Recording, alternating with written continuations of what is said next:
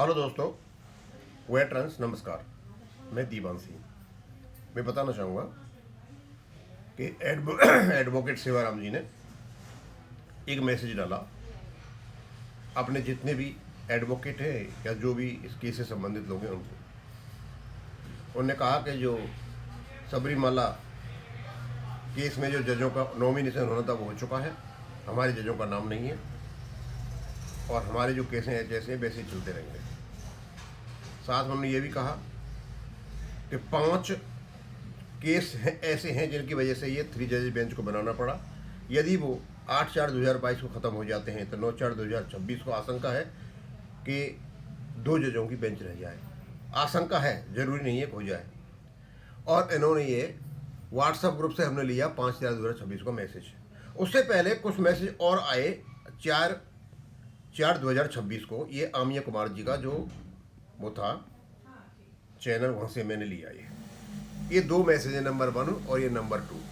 ये 5 1 2 3 4 5 लगे हुए हैं। इन दोनों में जमीन आसमान का फर्क है। आमिया कुमार वाले मैसेज में जो सेवाराम जी का बताया जा रहा है उसमें ये कहते हैं 4 डेथ केसेज हैं, उनकी वजह से ये क्या नाम है बना था 3 जज बेंच का। यहाँ ये कहते हैं 5 केस ऐसे हैं जिनकी वजह से ये बना था। खैर एनीवे, मैं बहुत अंदर नहीं घुसूंगा, जो अंदर घुसने में बहुत सारी बात बाहर निकल के आएंगी। लेकिन कुल मिलाकर के ये है, सेवाराम जी ने यह भी कहा कि जो 22 केस सुनने जा रहे थे जिनकी 8/4/2026 तारीख दे रखी थी, वो सारे के सारे इधर सुने जा रहे हैं। नहीं, सारे नहीं सुने जा रहे हैं। उन 22 केसों में से केवल और केवल 15 केस सुने जा रहे हैं, 7 केस नहीं सुने जा रहे हैं। और उनमें से 2 पार्ट हेड केस हैं।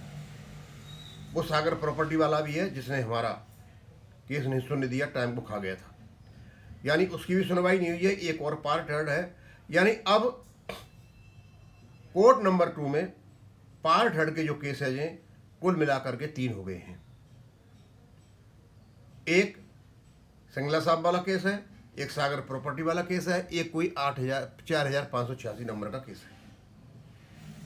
अब इनकी लिस्टिंग कैसे होगी? क्या इन सबको 9/4/2026 को सुना जाएगा? तो उनका फिर सीरियल क्या होगा, क्रम क्या होगा? अब क्योंकि जब गाड़ी में चलते हैं और जब रिजर्वेशन हो जाता है तो रिजर्व जिसका ऑलरेडी वो तो वहाँ जाके बैठेगा ही, और जिसको जो नहीं गया है, रिजर्वेशन कैंसिल हो गया, कुछ भी हो गया, तो वो तो वेटिंग में हो गया। तो इसका मतलब ये है 2 तो वेटिंग में चले गए। 8/4/2026 की तारीख दे रखी, रिजर्वेशन दे रखा था उनको, तो वो तो वेटिंग में गए, सागर प्रॉपर्टी वाला और वो। इसका मतलब हमारा फर्स्ट नंबर आना चाहिए।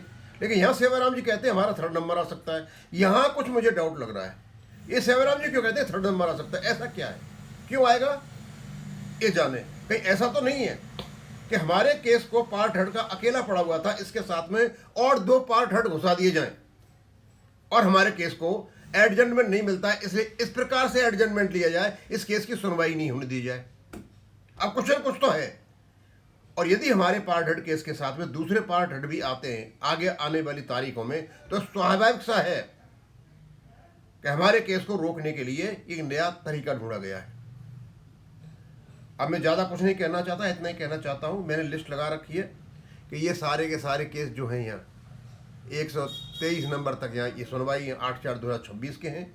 इधर जो केस मैंने लगा रखे हैं इस साइड के, ये आपके बीगली लिस्ट में से हैं, जिसमें 22 केस आपके सुनवाई के थे, उसमें से केवल और केवल 15 केसों की सुनवाई हो रही है, 7 की नहीं हो रही है। और ये 2 पार्ट हेड केस हैं यहाँ पर नीचे जो लगे हुए हैं 8/4/2026, जो भी ये पार्ट हेड के टोटल 3 केस हैं। ऊपर वाला टॉप वाला 7993 ये संगला साहब वाला केस है, और नीचे 2 पार्ट हेड और केस है, इनकी भी सुनवाई नहीं हो रही है क्योंकि ये भी 2 बेंचेज के थे। अब आगे आने वाले योजना में क्या योजना है इनकी, ये तो भगवान जाने।